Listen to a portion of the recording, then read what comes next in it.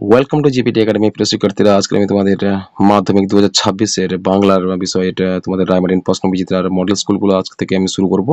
আজকে আমি তোমাদের প্রথম মডেল স্কুলটা সম্পূর্ণ সমাধান করব। একটাও প্রশ্ন বাকি রাখবো না, সবগুলো প্রশ্ন আমি এই একটাই ভিডিওতে আমি সম্পূর্ণ তুলে ধরবো। অবশ্যই তোমরা আমার এই চ্যানেলটি সাবস্ক্রাইব করো এবং পাশে থাকা বেল আইকনটি অবশ্যই প্রেস করো। কেমন? চলো আজকের আমি তোমাদের যে 1 নম্বর মডেল স্কুলের প্রশ্নগুলো আলোচনা করব।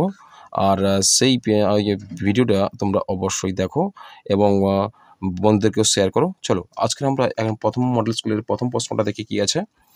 দেখো বলা হচ্ছে সঠিক উত্তরটি নির্বাচন করো 17 মার্কস, অর্থাৎ এটা এমসিকিউ টাইপের প্রশ্ন। এমসিকিউ টাইপের প্রশ্ন। প্রতিটি প্রশ্নের মান কত থাকবে? প্রতিটি প্রশ্নের মান থাকবে 1 করে থাকবে, 1 করে থাকবে প্রতিটি প্রশ্নের মান। তাহলে চলো দেখি প্রথম প্রশ্ন কি বলা আছে। পত্রিকায় প্রকাশ পাওয়া তপনের গল্পটির নাম কি? স্কুলের গল্প, না একদিন, না প্রথম দিন, না রাজার কথা? দেখো আমরা জানি জ্ঞানচক্ষু গল্প থেকে আশাপূর্ণা দেবীর রচিত জ্ঞানচক্ষু গল্পের কেন্দ্রীয় চরিত্র তপন এবং তার রচিত প্রথম যে গল্পটি প্রকাশিত হয়েছিল পত্রিকার স্বতন্ত্রা পত্রিকা, সেই গল্পটি হলো প্রথম দিন। সেই প্রথম দিন গল্পটি হচ্ছে সঠিক উত্তর। পত্রিকার প্রকাশ পাওয়া তপনের গল্পটির নাম হলো প্রথম দিন। চলো পরের প্রশ্ন দেখি আমরা। পরের প্রশ্ন কি বলা হচ্ছে। 2 দিকের প্রশ্ন চলে এলাম, 1-2। দেখো ছদ্মবেশে সেদিন হরিদার রোজগার মন্দ হয়নি। কিসের ছদ্মবেশ বলতো? সে ছদ্মবেশটা হলো বাইজির ছদ্মবেশ। আমরা জানি বাইজির ছদ্মবেশে সেদিন তার ইনকাম মন্দ হয়নি। কেমন? চলো পরের প্রশ্ন দেখি আমরা। পরের প্রশ্ন কি বলা হচ্ছে। পরের প্রশ্ন বলা হচ্ছে যে নদের চাঁদকে পিছিয়ে দিয়া চলিয়া গেল। এখানে বলা আছে অপশন নামগুলো দেওয়া দেওয়া আছে। দেখো ক খ গ ঘ 4টি অপশন দেওয়া আছে। প্রথম অপশন হচ্ছে 7 নম্বর ডাউন প্যাসেঞ্জার ট্রেন, না 5 নম্বর ডাউন প্যাসেঞ্জার ট্রেন, না 7 নম্বর অফ প্যাসেঞ্জার ট্রেন, না 5 নম্বর অফ প্যাসেঞ্জার ট্রেন। এটা হচ্ছে তোমাদের সঠিক উত্তর হবে 7 number down passenger train. 7 number down passenger train, option number ক সঠিক উত্তর তোমাদের। চলো পরের প্রশ্ন দেখি আমরা। পরের প্রশ্ন বলা আছে একের 4 বলা হচ্ছে ছড়ানো রয়েছে কাছে দূরে, কাছে দূরে ছড়ানো রয়েছে কি? অপশন নম্বর এ হচ্ছে বা অপশন নম্বর ক হচ্ছে ধস, অপশন নম্বর খ হচ্ছে আমাদের শিশুদের সব, অপশন নম্বর গ হচ্ছে হিমালয়ের বাঁধ, অপশন ঘ হচ্ছে গিরিখাত। দেখো এর মধ্যে কোনটা সঠিক উত্তর হবে? এর মধ্যে সঠিক উত্তর হবে অপশন নম্বর খ সঠিক উত্তর হবে আমাদের শিশুদের সব, আমাদের শিশুদের সব। চলো পরের প্রশ্ন দেখি আমরা। পরের প্রশ্ন 1-5 বলা আছে যুগান্তের কবি কোথায় এসে দাঁড়াবেন? এখানে 4টি অপশন রয়েছে। 4টি অপশনের মধ্যে সঠিক উত্তর তোমরা বেছে নাও। অপশন নম্বর ক হচ্ছে মন্দিরে, অপশন খ হচ্ছে শিশুদের কাছে, অপশন গ হচ্ছে সভ্যতার প্রান্তে, অপশন ঘ হচ্ছে মানহারা মানবের দ্বারে। এর মধ্যে সঠিক উত্তর হবে কি? মানহারা মানবের দ্বারে। এটা হচ্ছে তোমাদের সঠিক উত্তর, মানহারা মানবের দ্বারে। কেমন? চলো পরের প্রশ্ন দেখি আমরা। হৈমবতী সুত হলেন, হৈমবতী সুত কে? এখানে বলা আছে অপশন নম্বর 4টি অপশন রয়েছে। এর মধ্যে কোনটি সঠিক উত্তর হবে? সঠিক উত্তর হবে হৈমবতী সুত। দেখো অর্জুন, লক্ষণ, কার্তিকেয় ও মেঘনাদ। এর মধ্যে সঠিক উত্তর হচ্ছে কার্তিকেয়। কার্তিকেয় হচ্ছে সঠিক উত্তর। হয়েছে হৈমবতী অর্থাৎ মা দুর্গার সন্তান বা পুত্রকে বলা, পুত্র হলো কার্তিক। কার্তিককে বলা হচ্ছে হৈমবতী সুত, হৈমবতী সুত। চলো পরের প্রশ্ন দেখি আমরা। পরের প্রশ্ন বলা হচ্ছে 1-7। তোমরা কিন্তু এই প্রশ্নটা কিন্তু মিস্টেক করো না। অনেকে হয়তো মেঘনাদ বলে দিতে পারো বা অর্জুন বা লক্ষণ যে কেউ বলে দিতে পারো, কিন্তু মনে রাখবে হৈমবতী সুত হচ্ছে মা দুর্গার সন্তান, হচ্ছে অর্থাৎ কার্তিকেয়কে বোঝানো হচ্ছে। চলো পরের প্রশ্ন দেখি আমরা। 1-7 বলা হচ্ছে দেখো যে 4 খণ্ড রামায়ণ কপি করে 4 খণ্ড রামায়ণ কপি করে একজন লেখক অষ্টাদশ শতকে কত টাকা পেয়েছিলেন? দেখো 1-7 হচ্ছে দেখো অপশন নম্বর হচ্ছে ক 7 টাকা, না অপশন খ হচ্ছে না 8 টাকা, না 9 টাকা, না ঘ 10 টাকা। দেখো এর মধ্যে আমরা জানি 7 টাকা, 7 টাকাই আয় হয়েছিল। তাই লেখক অষ্টাদশ শতকের কত টাকা পেয়েছিলেন? 7 টাকা পেয়েছিলেন, 7 টাকা পেয়েছিলেন। সমকালীন 7 টাকার মূল্য কিন্তু অনেক। এই যুগের বাজারে হয়তো লক্ষ লক্ষ টাকা হতে পারে। ঠিক আছে? চলো পরের প্রশ্ন দেখি আমরা। 1-8 দেখো 3 ত্রিফলা শিমুল ঝালা। ত্রিফলা হলো কি বলতো? আমলকি, সুপারি, হরিতকি, না সুপারি, এলাচ, না জায়ফল, না সুপারি, এলাচ, না বহেড়া, না আমলকি, হরিতকি, বহেড়া। এর মধ্যে সঠিক উত্তর হবে কোনটা? আমলকি, হরিতকি আর বহেড়া। আমলকি, হরিতকি, বহেড়া। এটা হচ্ছে তোমাদের সঠিক উত্তর। অপশন নম্বর ঘ সঠিক উত্তর। চলো পরের প্রশ্ন দেখি আমরা। পরের প্রশ্ন কি বলা হচ্ছে। 1-9 বলা হচ্ছে দেখো স্যানিটাইজ সেন্সিটাইজ পেপার এর অনুবাদ কি লিখলে ঠিক হয় বলে প্রাবন্ধিক মনে করেন? দেখো সেন্সিটাইজড পেপার বলছে এটা স্পর্শকাতর কাগজ, না সুগ্রাহী কাগজ, না সুবেদী কাগজ, না ব্যথা প্রবণ কাগজ। এর মধ্যে কোনটা সঠিক উত্তর হবে? এর মধ্যে হচ্ছে সঠিক উত্তর সুগ্রাহী কাগজ। সুগ্রাহী কাগজ হচ্ছে সঠিক উত্তর। চলো পরের প্রশ্ন দেখি আমরা। একে 10 বলা হচ্ছে বিপদে মোরে রক্ষা করো, রেখাঙ্কিত পত্রের কারক কোনটি হবে? বিপদে বলা হচ্ছে বিপদে মোরে রক্ষা করো, এর মধ্যে সঠিক উত্তর হচ্ছে অপাদান কারক। অপাদান কারক। অপাদান কারক হলে কোথা থেকে সৃষ্টি হয়েছে, সে সৃষ্টির পথটা হবে গিয়ে তোমাদের অপাদান কারক। অপাদান কারক হচ্ছে এটা তোমাদের সঠিক উত্তর, অপাদান কারক। চলো পরের প্রশ্ন দেখি আমরা। পরের প্রশ্ন বলা হচ্ছে যে ক্রিয়াপদের সঙ্গে নামপদের সম্পর্ককেই বলে কি বলতো? ক্রিয়াপদের সঙ্গে নামপদের সম্পর্কে বলা হয়, অপশন 4টি রয়েছে, সমাজ, কারক, প্রত্যয়, বিভক্তি। এর মধ্যে সঠিক উত্তর হবে কারক। ক্রিয়াপদের সঙ্গে নামপদের সম্পর্ক কি বলা হয়? কারক বলা হয়। কেমন? চলো পরের প্রশ্ন দেখি আমরা। পরের প্রশ্ন কি বলা হচ্ছে? 12 নম্বর প্রশ্ন, গ্রামান্তর কোন সমাজ হবে? গ্রামান্তর দ্বন্দ্ব সমাজ, দ্বিগু সমাজ, নিত্য সমাজ, তৎপুরুষ সমাজ। এর মধ্যে কোনটি সঠিক উত্তর হবে? এর সঠিক উত্তর হবে তোমাদের নিত্য সমাজ। গ্রামান্তর হলো একটি নিত্য সমাজের উদাহরণ। বুঝেছে? চলো পরের প্রশ্ন দেখি আমরা। একে 13 উপমান ও উপমেয় পদের মধ্যে অভেদ কল্পনা করা হয় কোন সমাসে? অপশন নম্বর ক হচ্ছে উপমিত কর্মধারয় সমাজ, খ হচ্ছে উপমান কর্মধারয় সমাজ, অপশন গ হচ্ছে রূপক কর্মধারয় সমাজ, আর অপশন ঘ হচ্ছে সম্বন্ধ তৎপুরুষ সমাজ। এর মধ্যে কোনটি সঠিক উত্তর হবে? এটা হচ্ছে রূপক কর্মধারয় সমাজ। ও উপমান ও উপমেয় পদের মধ্যে অভেদ কল্পনা করা হয় এই সমাজে, অর্থাৎ রূপক কর্মধারয় সমাজে কিন্তু উপমানের সঙ্গে উপমেয় পদের অভেদ কল্পনা করা হয়। চলো 14 নম্বর প্রশ্ন কি বলা আছে? যে বাক্যে সাধারণত কোনো কিছুর বর্ণনা বা বিবৃতি থাকে তাকে কি বলা হয়? তাকে কি বলা হয়? অপশন নম্বর ক হচ্ছে অনুজ্ঞাসূচক বাক্য, নির্দেশক বাক্য, আবেগসূচক বাক্য, না প্রশ্নবোধক বাক্য। এর মধ্যে কোনটা সঠিক উত্তর হবে? এর আছে দেখতে পাচ্ছি আমরা নির্দেশক বাক্য। কি হচ্ছে? নির্দেশক বাক্য। অপশন নম্বর খ সঠিক উত্তর, নির্দেশক বাক্য। ঠিক আছে? চলো পরের প্রশ্ন দেখি আমরা। পরের প্রশ্ন কি বলা হচ্ছে? পরের প্রশ্ন বলছে একের 15 দেখো, আজও সে যাইল এবং সেইখানে বসিল, কোন ধরনের বাক্য এটা? আজও সে যাইল এবং সেইখানে বসিল কোন ধরনের বাক্য? অপশন ক হচ্ছে সরল বাক্য, অপশন খ জটিল বাক্য, অপশন গ যোগী বাক্য, অপশন ঘ হচ্ছে মিশ্র বাক্য। এর মধ্যে সঠিক উত্তর হচ্ছে যোগী বাক্য। কেমন? যোগী বাক্য। অপশন নম্বর গ সঠিক উত্তর, যৌগিক বাক্য। চলো একে 16 প্রশ্নের সমাধানটা দেখি আমরা। কি এমসিকিউ রয়েছে? নদীর বিদ্রোহের কারণ সে বুঝিতে পারিয়াছে, এটি কোন বাচ্যের উদাহরণ? এটি অপশন ক হচ্ছে কর্মবাচ্য, ভাববাচ্য, কর্তৃবাচ্য, কর্মকর্তৃবাচ্য। এর মধ্যে সঠিক উত্তর হচ্ছে কোনটা? এটা হচ্ছে কর্তৃবাচ্য। কর্তৃবাচ্য। অপশন নম্বর গ হচ্ছে সঠিক উত্তর, কর্তৃবাচ্য। কেমন? এটি কোন ধরনের বাচ্চা উদাহরণ হচ্ছে? নদীর বিদ্রোহের কারণ সে বুঝিতে পারিয়াছে। সে বুঝিতে পারিয়াছে। দেখো ক্রিয়াপদটা কিন্তু দেখতে পাচ্ছি, ক্রিয়াপদটা কর্তৃকারকে অর্থাৎ তোমাদের উদ্দেশ্য পদের সঙ্গে একটা সম্পর্ক স্থাপন করছে। পারিয়াছে কে? ব্যক্তি বিশেষকে নির্দেশ করছে। সুতরাং কি হচ্ছে যে সে বলতে এখানে ব্যক্তিকে বোঝাচ্ছে। সে পারিয়াছে, কোনো ব্যক্তি তো পারছে, এক্ষেত্রে কি হচ্ছে? কর্তৃবাচ্য হয়ে থাকে। চলো একে 17 বলা হচ্ছে, যে বাচ্চে কর্তার অর্থ প্রাধান্য ঘটে তাকে বলে কি? কর্তৃবাচ্য, কর্মবাচ্য, ভাববাচ্য, না কর্মকর্তৃবাচ্য। এর মধ্যে সঠিক উত্তর হচ্ছে কর্তৃবাচ্য। কেমন? এর সঠিক উত্তর হচ্ছে কর্তৃবাচ্য। যে বাচ্চের কর্তার অর্থ প্রাধান্য ঘটে, যে বাচ্চে কর্তার অর্থ প্রাধান্য ঘটে তাকে বলে কর্তৃবাচ্য। আমরা জেনেছি যে কর্তৃবাচ্য কর্তার সঙ্গে ক্রিয়াপদের একটা সম্পর্ক থাকবে, তখন কি হয়? কর্তৃবাচ্য হয়। চলো পরের প্রশ্ন দেখি আমরা। পরের প্রশ্ন কি বলেছে? পরের প্রশ্ন বলছে যে 2 দিকে চলে এলাম আমরা। কম বেশি 20টি শব্দের নিচের প্রশ্নগুলির উত্তর দাও। 19টি প্রশ্ন থাকবে, তার প্রতিটি প্রশ্নের মান করে 1 করে থাকবে। ঠিক আছে? দেখো এর মধ্যে 2-এর 1 আবার বিচ্ছেদ করানো হয়েছে। যে কোনো 4টি প্রশ্নের উত্তর দাও। 4টি প্রশ্ন থাকবে, আর 4টি প্রশ্নের প্রতিটি প্রশ্নের মান হচ্ছে 1 করে থাকবে। এখানে বলা হচ্ছে দেখো যে 2-এর 1 দেখো প্রশ্নটি দেখো, এই বিষয়ে সন্দেহ ছিল তপনের। কোন বিষয়ে সন্দেহ ছিল তপনের? এই বিষয়ে সন্দেহ ছিল তপনের। এটা হচ্ছে আশাপূর্ণা দেবের রচিত জ্ঞানচক্ষু গল্পের ইতিপূর্বে তপন কোনো লেখককে সামনাসামনি দেখেনি। ফলে লেখক মেসোমশাই, তার বাবা, ছোট মামা, মেজু কাকু মতোই একেবারে সাধারণ 8 পৌরে মানুষ হবে কিনা সে বিষয়ে তপনের সন্দেহ ছিল। ঠিক আছে? তাহলে চলো পরের প্রশ্ন দেখি আমরা। পরের প্রশ্ন বলা হচ্ছে দুই দাগের প্রশ্ন দেখো, অদৃষ্ট কখনো হরিদার এই ভুল ক্ষমা করবে না। হরিদার কোন ভুলের কথা এখানে বলা হয়েছে? দেখো, সুবোধ ঘোষ রচিত বহুরূপী গল্পের গল্পে শিল্প মর্যাদার স্বার্থে দরিদ্র বহুরূপী হরিদা জগদীশবাবুর অর্থ প্রত্যাখ্যান করে ভুল করেছিলেন বলে কথক মনে করেছেন। সেই ভুলের কথা এখানে বলা হয়েছে। এগুলো সম্পূর্ণ 1 নম্বরের প্রশ্ন, অতিরিক্ত বেশি দিতে যাবে না। ঠিক আছে, চলো পরের প্রশ্ন 3 নম্বর প্রশ্ন কি বলেছে? বুড়ো মানুষের কথা শোনো। বুড়ো মানুষের কোন কথা শুনতে বলা হয়েছে? এখানে বুড়ো মানুষের কথা শোনো, এখানে বলা হচ্ছে বুড়ো মানুষের, এরা তোমাদের পথের দাবি শরৎচন্দ্র চট্টোপাধ্যায় রচিত পথের দাবি গল্পাংশ থেকে নেওয়া হয়েছে। দেখো, রচনাংশ থেকে নেওয়া হয়েছে। দেখো, এর অ্যান্সারটা হচ্ছে যে বুড়ো মানুষের কথা শোনো, এই উক্তিটি বুড়ো মানুষ বলতে নিমাইবাবুকে বোঝানো হয়েছে। নিমাইবাবুকে বোঝানো হয়েছে এবং তাকে গাঁজা খাওয়া বন্ধ করতে বলা হয়েছে। রেঙ্গুন পুলিশের উচ্চপদস্থ কর্মচারী নিমাইবাবু গিরিশ মহাপাত্রকে গাঁজা খেতে বারণ করেন এবং তার কথা শুনতে বলেন। 4 দাগের প্রশ্ন কি আছে দেখে নিই আমরা। 4 দাগের প্রশ্ন বলা হচ্ছে, সবাই যে যেদিকে পারে পালিয়ে গেল, তাদের পালিয়ে যাওয়ার কারণ কি?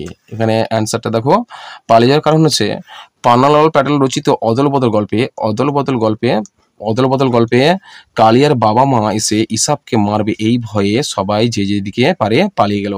ইসাব ও কালিয়ার মধ্যে কুস্তি শুরু হয়েছিল এবং কালিয়া মাটিতে পড়ে চিৎকার করতে থাকলে তামাশা হলেও ব্যাপারটা ঘোরালো হয়ে পড়ে, যা দেখে ইসাব ও কালিয়ার বাবা মা এসে পিটুবে এই আশঙ্কায় অন্যরা পালিয়ে যায়। হয়েছে, চলো পরের প্রশ্ন দেখি আমরা। পরের প্রশ্ন কি বলা হয়েছে?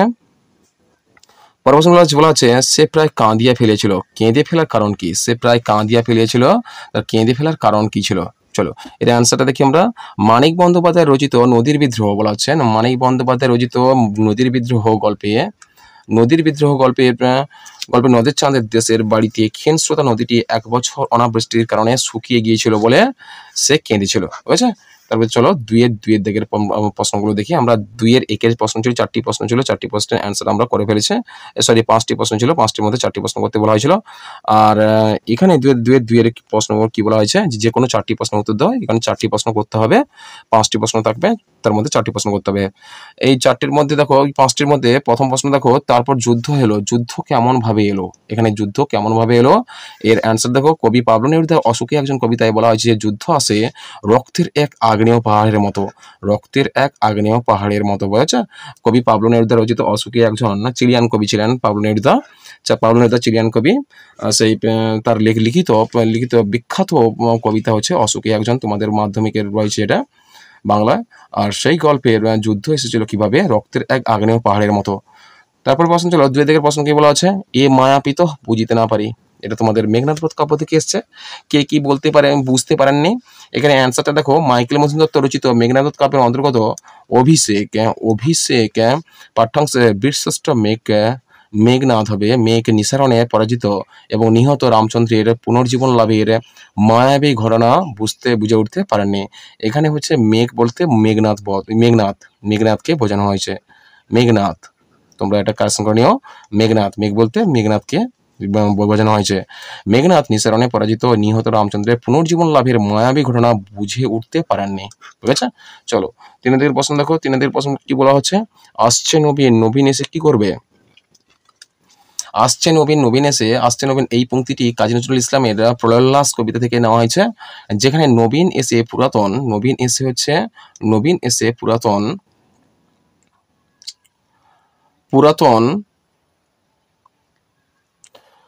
পুরাতন সমাজ ব্যবস্থার ধ্বংসাবশেষের উপর একটি নতুন কি বলছে, নতুন প্রগতিশীল চিন্তাভাবনা, প্রগতিশীল ও শুভবোধ সম্পন্ন সমাজ প্রতিষ্ঠা করবে। নবীন এখানে নতুন যুগের প্রতীক, যা পুরাতন শোষণ ও পরাধীনতার অন্ধকার দূর করে একটি নতুন আলোর সূচনা করবে। চলো পরের প্রশ্ন দেখি আমরা। পরের প্রশ্ন কি বলা আছে? পরের প্রশ্ন বলা আছে, 4 দিকের প্রশ্ন দেখো। কন্যা পাইলা চেতন, পঞ্চকন্যা, এখানে বলা হবে কন্যা পাইলা চেতন মানে কি পঞ্চকন্যা, মিস্টেক হয়ে গেছে। পঞ্চকন্যা পাইলা চেতন। পঞ্চকন্যা কারা? যে তোমাদের পঞ্চকন্যা বলতে সিন্ধু তীরে পাঠ্যাংশে তোমাদের কবিতাংশের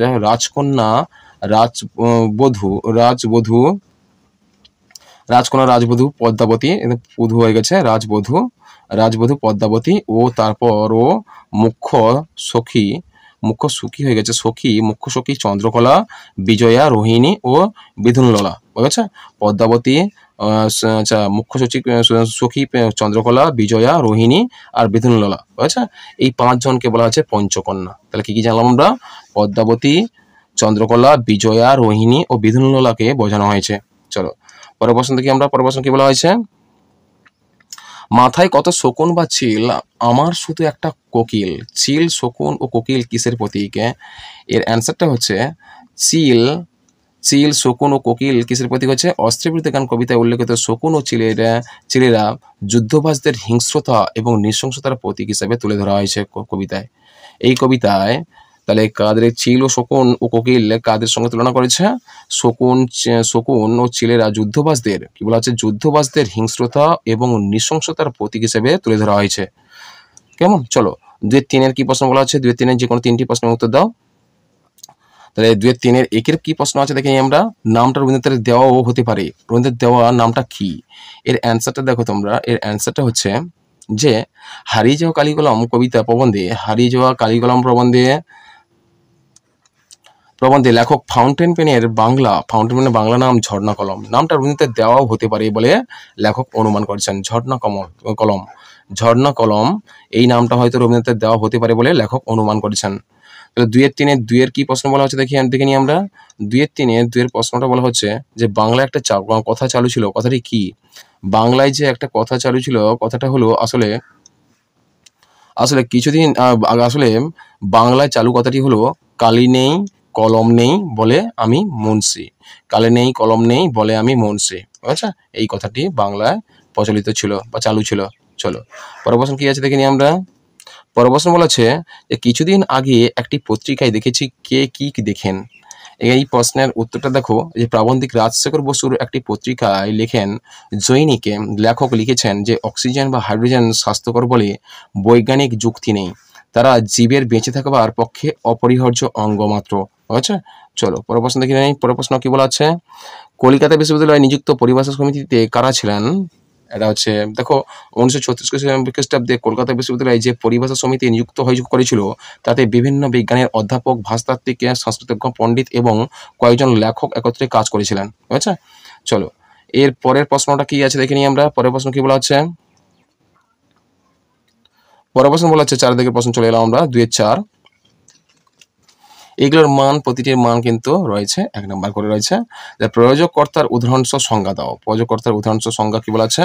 যে কর্তা যখন নিজে কাজ না করে অন্য কাউকে দিয়ে কাজ করায় তখন সেই কর্তাকে প্রয়োজক কর্তা বলে।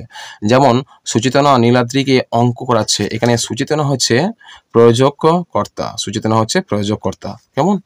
নিজে না করে অপরকে দিয়ে কাজ করাচ্ছেন কর্তা, সেই কর্তাটা হলো কি প্রয়োজক কর্তা। পরের প্রশ্ন দেখো যে বিভক্তি ও অনুসর্গের মধ্যে একটি পার্থক্য লেখো। যে বিভক্তি ও অনুসর্গের মধ্যে পার্থক্য হলো, দেখো বিভক্তির দিক দিয়ে যদি দেখি তার রূপের দিক দিয়ে বিভক্তি হলো বর্ণ বা বর্ণ সমষ্টি যা শব্দের সঙ্গে যুক্ত হয়।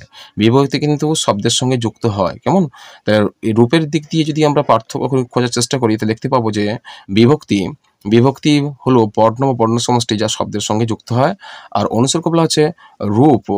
আর এই রূপগত দিক দিয়ে যদি পার্থক্য দেখি, অনুসর্গ একটি সম্পূর্ণ স্বতন্ত্র পদ যা অন্য পদের পরে বসে। চলো পরের প্রশ্ন দেখি আমরা কি বলা আছে। না, এর সঙ্গে আর একটা পার্থক্য দেখো, এই একসঙ্গে যারা লিখতে চাও তারা এই মূল পার্থক্যটা এইভাবে দিতে পারো তোমরা। মূল পার্থক্যটা হলো বিভক্তি শব্দের সঙ্গে অবিচ্ছেদ্যভাবে যুক্ত হয়ে যায়, কিন্তু অনুসর্গ স্বাধীনভাবে ব্যবহৃত হতে পারে এবং কখনো শব্দ থেকে আলাদা করা যায় না। বুঝেছে? আলাদা করা যায় না, এখানে হবে নাটা দিইনি। চলো পরের প্রশ্ন দেখি আমরা। পরের প্রশ্ন কি বলা আছে যে নদী তুমি কোথা হইতে আসিয়াছ, নদী কি পথ? এখানে নদীটা কি পথ আমরা সহজে জানি, নদীটা হচ্ছে সম্বন্ধ পথ। তাহলে চলো এর অ্যান্সারটা কি হচ্ছে যে এখানে নদী শব্দটি একটি সম্বোধন পদ, কারণ এটি একটি সম্বোধিত ব্যক্তি বা বস্তুকে নির্দেশ করেছে। এখানে সম্বোধন করার জন্য ব্যবহৃত হয়েছে নদী। এখানে কি পদ হচ্ছে? সম্বোধন পদ। বুঝেছে? 2-4 প্রশ্নটা আমরা দেখে নিই। 2-4 কি বলা আছে? পৃথিবীতে এমন অলৌকিক ঘটনাও ঘটে, নিম্নলিখিত পদটির ব্যাস বাক্য সহ সমাসের নাম লেখো। কি বলছে? দেখো অলৌকিক বলা হচ্ছে, নিম্নলিখিত পদ বলছে এখানে অলৌকিক, এখানে মার্কসটা দেওয়া হয়নি। এখানে অলৌকিক পদটি হচ্ছে অ্যান্সার যে অলৌকিক পদটা। অলৌকিক নিম্নলিখিত পদটি যে ব্যাসবাক্য সহ সমাস লিখতে বলা হচ্ছে। যে অলৌকিক পত্রে ব্যাসবাক্য হলো যে লোকপ্রচলিত নয় এমন যার সমাস হলো বহুব্রী সমাস। লোকপ্রচলিত নয় এমন যার সমাস হলো বহুব্রী সমাস। চলো ৫ দাগের প্রশ্ন কি বলেছে ২-৫ গৌর অঙ্গ যাহার ব্যাসবাক্যটি সমাসবদ্ধ করে সমাসের নাম লেখো। এখানে গৌর অঙ্গ যার, দেখো গৌর অঙ্গ যাহার এই ব্যাসবাক্যটির সমাস হলো গৌরাঙ্গ। সমাসবদ্ধ পদটা হলো কি গৌরাঙ্গ। সমাসবদ্ধ পদ হচ্ছে গৌরাঙ্গ, আর এটা হচ্ছে সামানাধিকরণ বহুব্রী সমাস। সামানাধিকরণ বহুব্রী সমাস, ঠিক আছে। চলো পরের প্রশ্ন দেখি আমরা। পরের প্রশ্ন কি বলা আছে, যে পরের প্রশ্ন বলা আছে 2-4-6 প্রশ্নটা হচ্ছে যে দ্বিগু সমাস কি বলা আছে, দ্বিগু সমাস ও সংখ্যাবাচক বহুব্রী সমাসের মধ্যে একটি পার্থক্য। এটা একটি জটিল, ভালো করে তোমরা প্র্যাকটিস করবে। কি বলেছে, দ্বিগু সমাসে সংখ্যাবাচক পদের সাথে বিশেষ্য পদের মিলন ঘটে এবং সমগ্র পদটি বিশেষ্য হয়। যেমন 7 দিন এবং 7 দিন এর কি বলা আছে, 7 দিন এর 7 দিন বিশেষ্য হচ্ছে, 7 দিন এর 7 দিন হচ্ছে বিশেষ্য। অন্যদিকে সংখ্যাবাচক বহুব্রী সমাসে পূর্বপদ সংখ্যাবাচক এবং পরপদ বিশেষ্য হলেও সমগ্র পদটি অন্য একটি বিশেষ্যকে বোঝাতে বিশেষণ হিসেবে ব্যবহৃত হয়। যেমন এক চোখে যার আলো এর একচোখা বিশেষণ পদ। একচোখা হচ্ছে গিয়ে বিশেষণ পদ। কেমন? চলো, এটা হচ্ছে তোমাদের দ্বিগু সমাস ও সংখ্যাবাচক বহুব্রী সমাসের মধ্যে পার্থক্য। চলো পরের প্রশ্ন দেখি আমরা। পরের প্রশ্ন কি বলা আছে, যে আসক্তি কাকে বলে? আসক্তি কাকে বলে? দেখো, আসক্তি কাকে বলে, এর অপর নাম কি?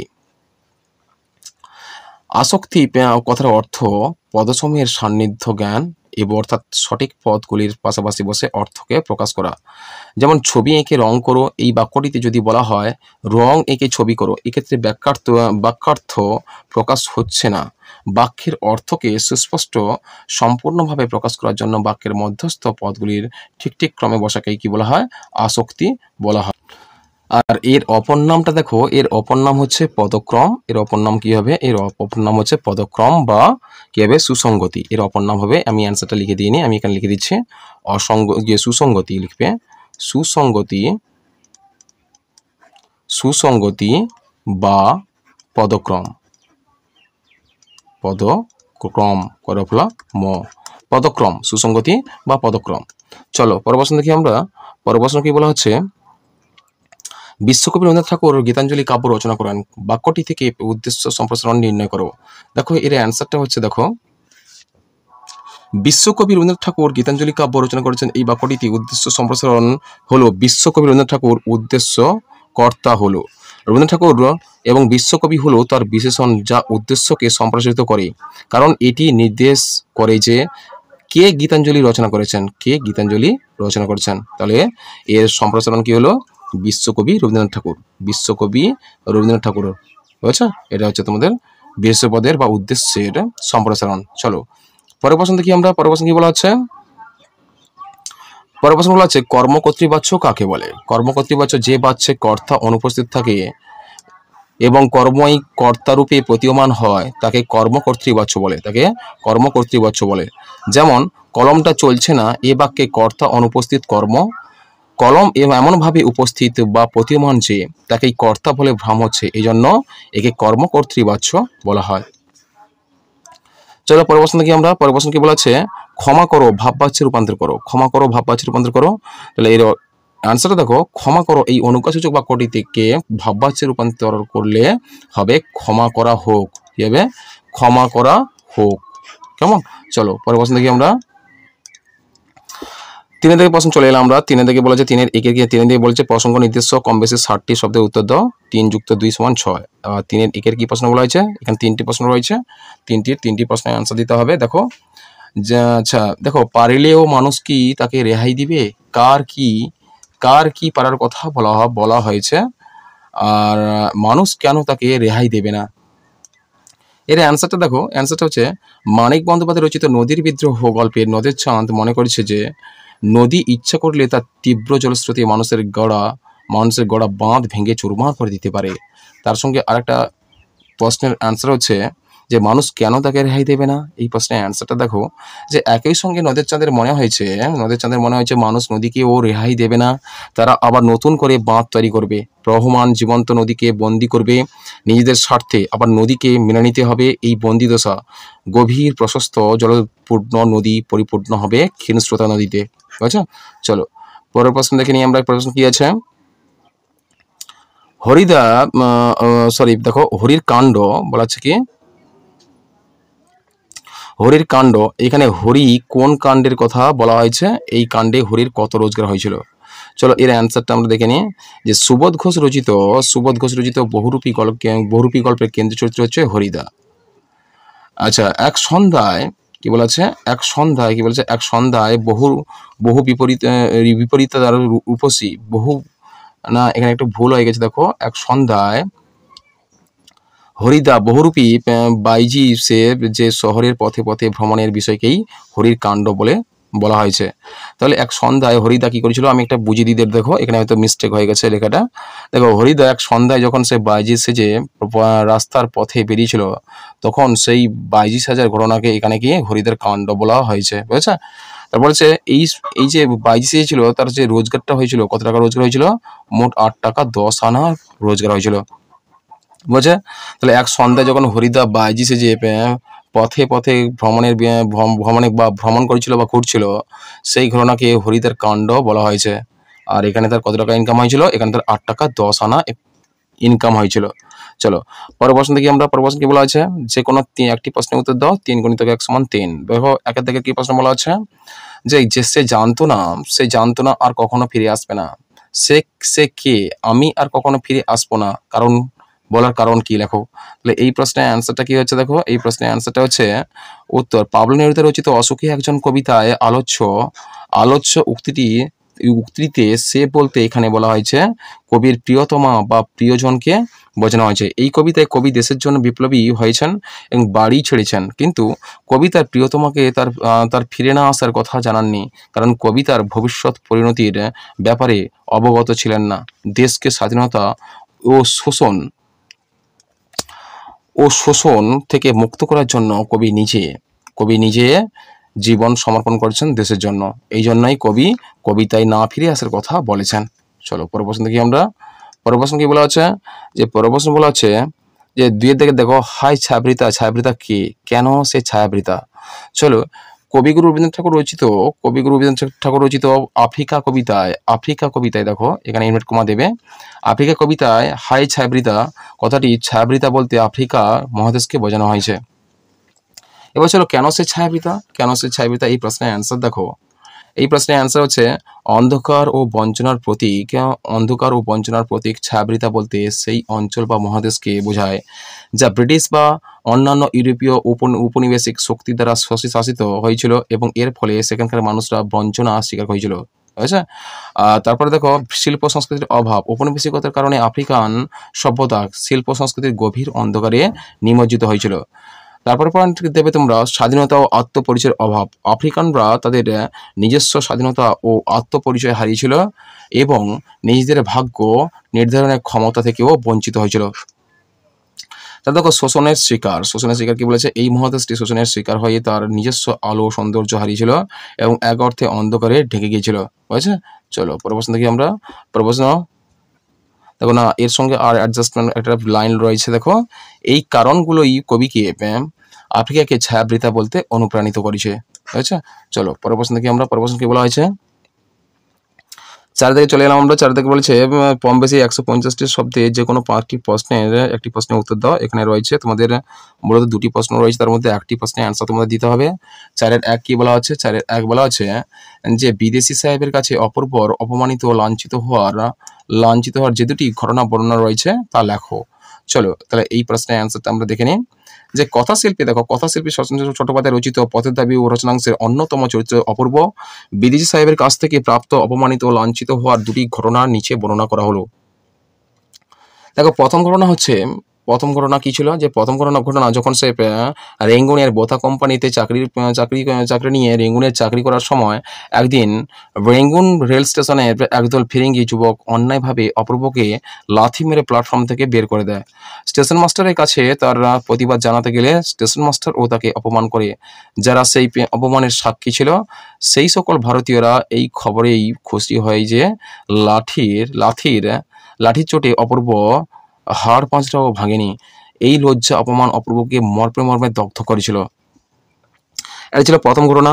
এরপরে দ্বিতীয় ঘটনা ছিল কি, যে গল্পের শেষের দিকে তোমরা দেখতে পাবে যে রেঙ্গুনের অফিসে বড় সাহেবের নির্দেশে ট্রেনে ভাঙো যাওয়ার পথে রাতের ট্রেনে অপূর্বর কামরায় উপস্থিত বর্মা পুলিশের সাব ইন্সপেক্টর সাহেব রেলের প্রথম শ্রেণীর যাত্রী অপূর্বর শুধুমাত্র ভারতীয় হওয়ার অপরাধে রাতে বার তিনেক ব্রিটিশ পুলিশের হেনস্থার শিকার হয়।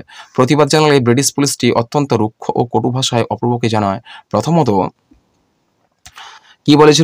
বলেছিল, দেখো, প্রথম শ্রেণীর যাত্রীদের জিজ্ঞাসাবাদ বা ঘুমের ব্যাঘাত না ঘটানোর নিয়ম রেল কর্মচারীদের উপর ধার্য। দ্বিতীয়ত, ইউরোপিয়ান নয়, তাই প্রয়োজন হলে অপূর্বকে ট্রেন থেকে নামিয়ে দেওয়ার ক্ষমতাও সে রাখে। এর পরিশেষে উপসংহারটা তোমরা এইভাবে দেবে যে আলোচ্য দুটি রচনায় অপূর্বর চরিত্রের মধ্য দিয়ে পরাধীন ভারতবর্ষের প্রতি ব্রিটিশ সরকার ও তার অনুগামীদের অত্যাচার ও অবমাননা এবং অবহেলা ও তাচ্ছিল্য চিত্রিত হয়েছে। চলো পরের প্রশ্ন কি বলা আছে, 4 দাগের পরের প্রশ্ন বলা আছে 4.2 জ্ঞানচক্ষু গল্পের নামকরণের সার্থকতা আলোচনা করো। কি বলেছে দেখো, নামকরণের সার্থকতা আলোচনার ক্ষেত্রে আমরা দেখতে পাচ্ছি যে আক্ষরিক অর্থ জ্ঞানচক্ষু শব্দের আক্ষরিক অর্থ হলো জ্ঞান লাভের চোখ বা বাস্তবতার উপলব্ধি। গল্পের ছোট ছেলে তপনের যখন প্রথম লেখা প্রকাশিত হয় তখন সে মনে করে যে মেসোমশাই তাকে দিয়ে লেখান, কিন্তু যখন সে জানতে পারে যে মেসোমশাই নয়, তার মেসো পিসে মশাই তার লেখা প্রথম তার যে নিজের লেখা থেকে প্রকাশিত হয়, তখন সে বুঝতে পারে যে নিজের চেষ্টায় লেখা শুরু করলে তাকে আরো ভালোভাবে শিখতে হবে। তারপর দেখো রূপক অর্থ কি আছে, দেখো যে গল্পের মূল বিষয় হলো তপনের এই অভিজ্ঞতা সাহিত্য জগতের আড়ালে থাকা বাস্তবতা এবং নিজের লেখার প্রতি তপনের যে ভুল ধারণা ছিল তা থেকে সে মুক্তি পায়। এই ঘটনাকে লেখক জ্ঞানচক্ষু বলে অভিহিত করেছেন। গল্পের প্রেক্ষাপট তো কি ছিল, যে তপন যখন প্রথম তার লেখা একটি কাগজে ছাপাতে দেখে তখন সে ভাবে যে সবাই তাকে লেখালেখি করে তার উপর অত্যাচার করছে। তারপর সে বুঝতে পারে যে নিজের লেখা নিজেরই লিখতে হয়। চরিত্রের বিকাশ তপনের এই পরিবর্তনকে বোঝানো হয়েছে জ্ঞানচক্ষুর মাধ্যমে। এই একটি ঘটনা থেকেই সে বাস্তব জগৎকে বুঝতে পারে, যা তাকে একজন লেখক হিসেবে বড় হতে সাহায্য করে। নামকরণের গুরুত্ব দেখো, এখানে নামকরণের গুরুত্ব দেখতে পাচ্ছি আমরা যে গল্পের নামকরণ জ্ঞানচক্ষু খুবই উপযুক্ত, কারণ গল্পটি একদিকে যেমন ছোট একটি ছেলে তপনের সাহিত্যিক জীবনের শুরুর দিক তুলে ধরে, তেমনি অন্যদিকে এটি তার নিজের লেখা সম্পর্কে সচেতন করে তোলে। এই অর্থে এই নামকরণ গল্পের মূল বিষয়বস্তু অর্থাৎ জ্ঞান ও বাস্তবতার উপলব্ধিকে ফুটিয়ে তুলেছে। 5 দাগের প্রশ্ন দেখো, কম বেশি 150টি শব্দে যে কোনো একটি প্রশ্নের উত্তর দাও। 5 গুণিতক 1 ইকুয়ালস টু 5। 5-এর 1-এর কি প্রশ্ন বলা আছে, আয় আরো বেঁধে বেঁধে থাকে কাদের প্রতি কবির এই আবেদন, বেঁধে বেঁধে থাকার তাৎপর্য কি? দেখো 2+3 যে রয়েছে এই প্রশ্নে মান, তাহলে অ্যান্সারটা দেখো যে শঙ্খ ঘোষের আয় আয় আয় আরো বেঁধে বেঁধে থাকি কবিতায় কবি সকল মানুষের কাছে এই আবেদন করেছেন। এর তাৎপর্য হলো চরম সংকট ও বিপন্ন মুহূর্তে মানুষের একে অপরের প্রতি বিশ্বাস হারিয়ে বিচ্ছিন্ন না হয়ে বরং ঐক্যবদ্ধ হয়ে কঠিন পরিস্থিতি মোকাবেলা করবে। আচ্ছা চলো, এর সঙ্গে যে অ্যাডজাস্টমেন্ট প্রশ্নটা রয়েছে এটা হচ্ছে কাদের প্রতি এই আবেদন, যে এই আবেদন দেখো কাদের প্রতি এই আবেদন কোনো নির্দিষ্ট ব্যক্তি বা গোষ্ঠীর প্রতি নয়, বরং সমগ্র মানব জাতির প্রতি করা হয়েছে। কবি দেখিয়েছেন যে আমরা সবাই এই পৃথিবীতে একই বিপদের সম্মুখীন এবং একে অপরের প্রতি আমাদের নির্ভরতা থাকা উচিত। দেখো বেঁধে বেঁধে থাকার তাৎপর্য এই, তোমরা যদি পয়েন্ট করে দাও এইভাবে দেবে যে ঐক্যবদ্ধ হওয়া। এই পংক্তির মাধ্যমে কবি বোঝাতে চেয়েছেন যে যে যখন পৃথিবীতে ধ্বংসাত্মক বা অশুভ শক্তির চারিদিকে ছড়িয়ে পড়ে এবং মানুষ দেশের হয়ে যায়, তখন একে অপরের সঙ্গে হাত ধরে একে অপরের প্রতি সহানুভূতি দেখে এই কঠিন পরিস্থিতি মোকাবেলা করা উচিত। তারপর পয়েন্ট তোমরা দেবে বিশ্বজনীন মানবতা। শঙ্খ ঘোষের এই আবেদন করে কেবল দেশ বা কালের সীমাকে অতিক্রম করে বিশ্বজনীন ও সর্বজনীন যেখানেই মানুষ সংকটে পড়ে সেখানে এই ঐক্যের আবেদন অর্থপূর্ণ হয়ে ওঠে। দেখো বিপদ ও বিপদের মোকাবিলা কি করবে, দেখো যখন আমরা একা হয়ে পড়ি তখন আমাদের শক্তি কমে যায়, কিন্তু যখন আমরা একসঙ্গে অর্থাৎ বেঁধে বেঁধে থাকি তখন আমরা একে অপরের সঙ্গে শক্তি ভাগাভাগি করে নিতে পারি এবং সম্মিলিতভাবে যে কোনো সংকটকে অতিক্রম করতে পারি। 5-2 কি বলেছে যে অস্ত্রের বিরুদ্ধে গান কবিতায় কবি অস্ত্র ফেলতে বলেছেন কেন, অস্ত্র পায়ে রাখার মর্মার্থ কি? এর অ্যান্সারটা দেখো, কবি জয় গোস্বামী রচিত পাতার পোশাক কাব্যগ্রন্থের অন্তর্গত অস্ত্রের বিরুদ্ধে গান কবিতাটি বর্তমান বিশ্বের প্রেক্ষাপটে এক আশ্চর্য দলিল। কবির অস্ত্র ফেলতে চাওয়ার কারণ হলো যে হিংস্রতায় পরিপূর্ণ এই পৃথিবীতে অস্ত্রের পিছনে দ্বিধার অর্থ খরচ হচ্ছে, কিন্তু অন্যদিকে নিরন্ন ও কর্মজীবীহীন মানুষের সঙ্গে সংখ্যা প্রতিনিয়ত বেড়েই চলেছে। অঙ্গ ফেলতে বলার কারণ চলেছে। দেখো সামাজিক বৈষম্য বাড়ছে ক্রমাগত। সমরাস্ত্রে সজ্জিত দেশগুলি নিজেদের প্রভুত্ব প্রতিষ্ঠার জন্য একতা, সৌভ্রাতৃত্ব ও মানবিকতার মতো চিরন্তন মূল্যবোধগুলিকে ধ্বংস করতে উদ্যত। অস্ত্রের ব্যবহারে মানুষের মনুষ্যত্ব বিরোধী মঙ্গল কামনায় উদ্বুদ্ধ হওয়ার নেতিবাচক দিকের চরমতম প্রকাশ ঘটে। তাই তাই তাকে বিসর্জন দেওয়াই উচিত। এই জন্য বিবেকের কাছে দায়বদ্ধ কবি অস্ত্র ত্যাগ করে মানব জাতির মঙ্গল কামনায় উদ্বুদ্ধ হওয়ার আহ্বান জানিয়েছেন। বুঝেছে? চলো তারপর পয়েন্ট বলছে অস্ত্র পাইয়ে রাখার মর্মার্থ কি এখানে? অস্ত্র কোনোদিন সভ্যতার নিয়ামক হতে পারে না। সে মানুষের হিংস্রতা, প্রভুত্ব ও ভীতি প্রদর্শনের হাতিয়ার রূপে প্রতিপন্ন হয়। তাই কবির কণ্ঠে কণ্ঠ মিলিয়ে বলা যায়, অস্ত্র নয়, জয়ী হোক মানবতা। আর এই মানবতার উন্মেষ ঘটাতে, শুভবুদ্ধির উদয় ঘটাতে কবি মনে করেন সর্বপ্রথম অস্ত্রকে ত্যাগ করতে হবে। নিজের বিবেকবোধের চরণে অস্ত্রকে সমর্পণ করতে হবে। অস্ত্র ফেলো, অস্ত্র রাখো পায়ে। এই অস্ত্র পায়ে রাখার অর্থ অস্ত্র ত্যাগ ও বিসর্জন। কবির মতে এই ত্যাগের মধ্য দিয়ে মানুষ তার নেতিবাচক প্রবৃত্তিকে আবেদন করতে পারে। 6 থেকে প্রশ্ন চলে এলাম আমরা। কম বেশি 150টা শব্দের মধ্যে যে কোনো একটি প্রশ্নের উত্তর দাও। 5 × 1 = 5। 6 একে কি বলা আছে? কম্পিউটারও নাকি ছবি আঁকতে পারে, কিন্তু সে ছবি কতখানি যন্ত্রের আর কতখানি শিল্পীর? লেখকের এই মন্তব্যের কারণ বুঝে দাও। দেখো লেখকের মন্তব্যটি হলো, কম্পিউটার নিজে থেকে সৃজনশীল ছবি আঁকতে পারে না, বরং মানুষের দেওয়া নির্দেশ ও অ্যালগরিদম অনুযায়ী কাজ করে। কম্পিউটার যে ছবি তৈরি করে তাতে যন্ত্রের ভূমিকা থাকে।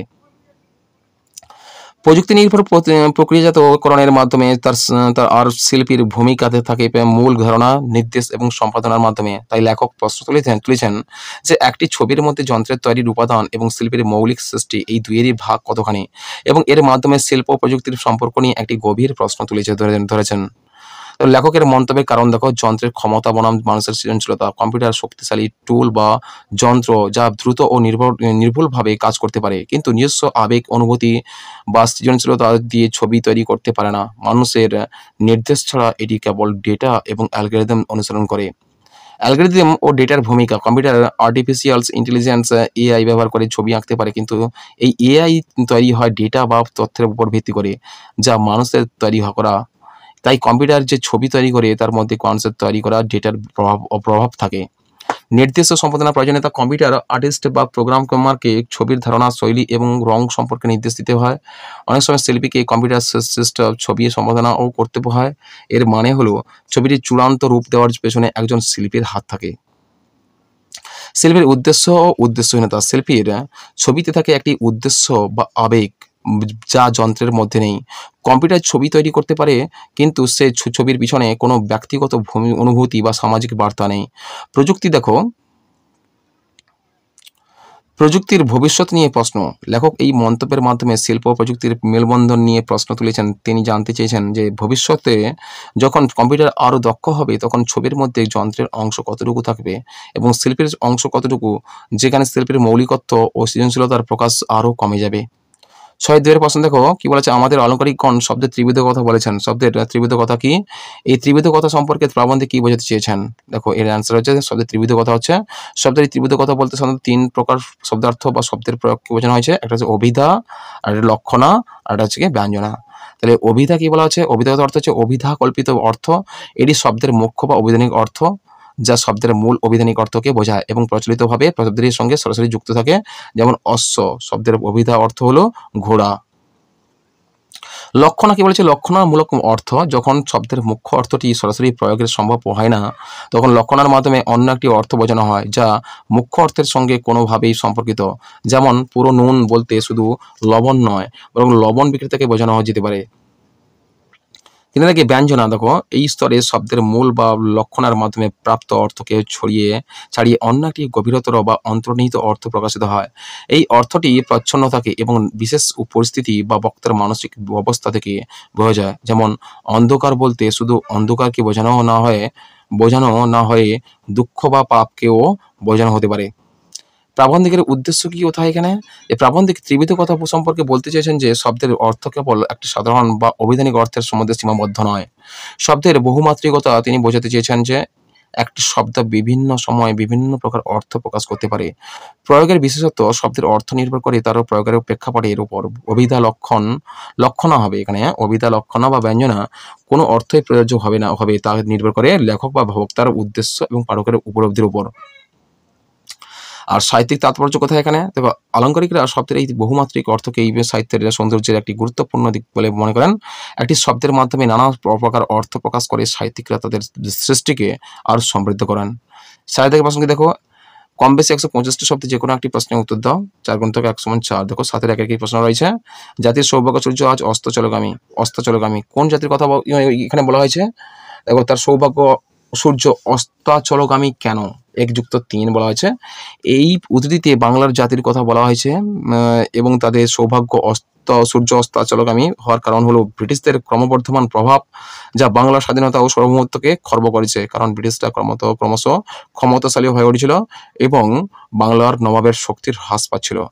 কোন জাতির কথা বলা হয়েছে এখানে? দেখো, এই উদ্ধৃতিতে বাংলা জাতির কথা বলা হয়েছে। বিশেষত পলাশীর যুদ্ধের ঠিক আগের সময়ের বাংলার পরিস্থিতিকে নির্দেশ করা হয়েছে।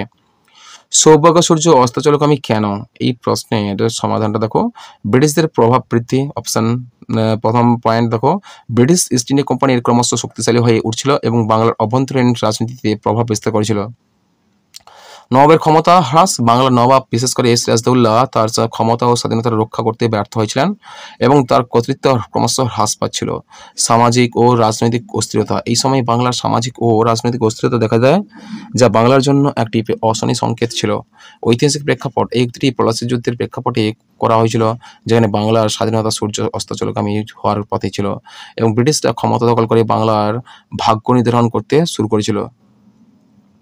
পরের প্রশ্ন 7-2, আমার রাজ্য নাই, তাই আমার কাছে রাজনীতিও নাই, আছে শুধু প্রতিহিংসা। বক্তাকে উদ্ধৃত উক্তির আলোকে বক্তার চরিত্র আলোচনা করো।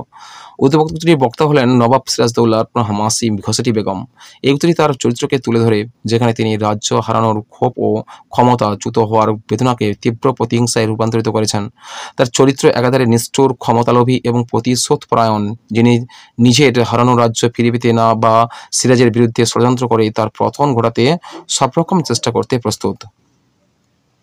বক্তার চরিত্র আলোচনা। যে প্রতিহিংসাপরায়ণা ঘসেটি বেগম তার রাজ্য হারানোর কারণে সিরাজের প্রতি তীব্র ঘৃণা পোষণ করেন। তার কাছে রাজনীতি তখন গৌণ হয়ে যায়। তার প্রধান লক্ষ্য হয়ে দাঁড়ায় সিরাজের পতন এবং এর মাধ্যমে নিজের প্রতিশোধ পূরণ করা। এই উক্তিটি তার চরিত্রের এই মূল বৈশিষ্ট্যটিকেই প্রকাশ করে। ক্ষমতা ও লোভ। ঘসেটি বেগম রাজনৈতিক ক্ষমতার প্রতি অত্যন্ত লোভী ছিলেন। যদিও তার নিজের কোনো রাজ্য ছিল না, তবুও তিনি সিরাজকে সিংহাসনচ্যুত করে নিজের ক্ষমতার কেন্দ্র হতে চেয়েছিলেন। তার প্রতিহিংসার মূলে ছিল এই ক্ষমতার আকাঙ্ক্ষা। তারপর দেখো, সিরাজের প্রতি বিদ্বেষ। তার উক্তি থেকে স্পষ্ট যে সিরাজের প্রতি তার বিদ্বেষ ছিল গভীর। তিনি সিরাজের ধ্বংস কামনা করেন এবং শওকত জঙ্গের মতো কেউ সিংহাসনে বসুক, এটা তিনি চান না। এই না হবে এখানে, দেখো, চান না। এই বিদ্বেষ তার চরিত্রের অন্যতম প্রধান দিক। ষড়যন্ত্রমূলক মনোভাব। ঘসেটি বেগম নিজে উদ্দেশ্য পূরণের জন্য রাজনৈতিক ষড়যন্ত্রের প্রধান ভূমিকা পালন করেন। সিরাজের বিরুদ্ধে ষড়যন্ত্রে তিনি ছিলেন অন্যতম প্রধান ব্যক্তি, যা তার চরিত্রের এই ষড়যন্ত্রমূলক দিকটিকে তুলে ধরে। উপসংহার। ঘসেটি বেগমের চরিত্রটি এক প্রতিহিংসাপরায়ণ ও ক্ষমতালোভী নারীর প্রতিচ্ছবি, যিনি তার ব্যক্তিগত ক্ষোভ ও ক্ষমতা হারানোর বেদনাকে একটি ধ্বংসাত্মক প্রতিশোধের রূপ দিয়েছেন। আর দেখো, কম বেশি 150টি প্রশ্নের উত্তর দাও। দেখো, ফাইট শব্দবন্ধটি সমগ্র উপন্যাসকে কিভাবে প্রভাবিত করেছে আলোচনা করো। এর অ্যান্সার দেখো, ফাইট এই শব্দবন্ধটি কেবল একটি স্লোগান নয়, এটি কোনি উপন্যাসের মূল চালিকা শক্তি ও কোনির আত্মপ্রতিষ্ঠার প্রতিচ্ছবি, যা উপন্যাসের প্রতিটি পর্যায়ের কোনির জীবনের নতুন প্রেরণা যোগায় এবং তার সংগ্রামের প্রতীক হয়ে ওঠে। এটি কোনির শারীরিক ও মানসিক শক্তিকে জাগ্রত করে এবং তাকে প্রতিকূলতার বিরুদ্ধে লড়াই করার এবং ক্রীড়া জগতে নিজের স্থান করে নেওয়ার জন্য উদ্বুদ্ধ করে। উপন্যাসের উপর শব্দবন্ধটির প্রভাব দেখো, প্রেরণা ও ও উদ্দীপনা, এই শব্দটি কোনিকে তার নিজের সম্ভাবনার উপর বিশ্বাস করতে, রাখতে এবং কঠোর প্রশিক্ষণ গ্রহণ করতে উৎসাহিত করে। প্রতিবার যখন সে কোনো বাধার সম্মুখীন হয়, এই শব্দগুচ্ছ তার মনে নতুন করে লড়াই করার সাহস যোগায়। আত্মপ্রতিষ্ঠা ও সামাজিক স্বীকৃতি, কোনি একটি প্রান্তিক পরিবারের মেয়ে এবং এই শব্দটি তাকে সামাজিক ও ক্রীড়া ক্ষেত্রে নিজের অস্তিত্ব প্রমাণ করার এক শক্তিশালী হাতিয়ার হিসেবে কাজ করে। তার লড়াই কেবল নিজের জন্য নয়, বরং প্রান্তিক মানুষের আত্মমর্যাদা প্রতিষ্ঠার প্রতীক হয়ে ওঠে। চরিত্রের বিকাশ, উপন্যাসের মূল বিষয়বস্তু হলো কোনির শারীরিক ও মানসিক শক্তি ও তার মানসিক দৃঢ়তা। এই শব্দগুচ্ছটি তার চরিত্র বিকাশের গুরুত্বপূর্ণ ভূমিকা পালন করে, তাকে একজন পরাজিত অবস্থা থেকে এক বিজয়ী সত্তার রূপান্তরিত করে। উপন্যাসের কেন্দ্রবিন্দু সেই কোনি, এই শব্দটি উপন্যাসের শিরোনামের মতো কেন্দ্রীয় গুরুত্ব বহন করে। এটি কোনির সংগ্রাম, অধ্যবসায় ও বিজয়ের এক সারমর্ম প্রকাশ করে, যার ফলে পাঠক কোনির মানসিকতা ও তার লড়াইয়ের প্রতি সহানুভূতিশীল হয়। প্রতীকী অর্থ, ফাইট কোনি ফাইট একটি সাধারণ আহ্বান নয়, বরং এটি সমাজের সকল প্রান্তিক মানুষের প্রতিচ্ছবি, যারা যাদের অস্তিত্ব রক্ষার জন্য সংগ্রাম করেছে। এটি সকল দুর্বল ও নিপীড়িত মানুষের জন্য এক প্রতীকী বার্তা, যা তাদের আত্মবিশ্বাস জাগিয়ে তোলে। উপসংহার দেখো, উপসংহার সব মিলিয়ে এই শব্দবন্ধটি কোনি উপন্যাসকে একটি সামাজিক ও ব্যক্তিগত সংগ্রামের উপন্যাসে পরিণত করেছে, যেখানে ক্রীড়া কেবল একটি খেলা নয়, বরং আত্মপ্রতিষ্ঠার এক গুরুত্বপূর্ণ মাধ্যম। প্রণবেন্দু বিশ্বাসের চরিত্র দেখো, 8-2 প্রশ্ন দেখো, প্রণবেন্দু বিশ্বাসের চরিত্র পাঠ্য রচনা অবলম্বনের আলোচনা করো। দেখো, এই প্রণবেন্দু বিশ্বাস ছিল তোমাদের কোনি উপন্যাসের এক অন্যতম প্রধান চরিত্র। দেখো, এর ভূমিকা কি দেবে? প্রতিষ্ঠিত সাহিত্যিক মতিনন্দী রচিত কোনি উপন্যাসের বালিগঞ্জ সুইমিং ক্লাবের ট্রেনার প্রণবেন্দু বিশ্বাস একটি পার্শ্ব চরিত্র হওয়া সত্ত্বেও চরিত্রের অনন্যতায় উপন্যাসের একটি উজ্জ্বল স্থান দখল করে নিয়েছে। প্রণবেন্দু বিশ্বাস চরিত্রটি বিশ্লেষণ করলে দেখা যায় যে দেখো, প্রথম পয়েন্ট দেবে অভিজ্ঞ ও বিচক্ষণ প্রশিক্ষণতা। প্রণবেন্দু বিশ্বাস নিজের নিষ্ঠা ও পরিশ্রমের দ্বারা ভিয়া মিত্রকে ভারত সেরা সাঁতারুতে পরিণত করেছিলেন। শুধু তাই নয়, প্রশিক্ষক হিসেবেও তিনি পেয়েছিলেন যথেষ্ট বিচক্ষণ।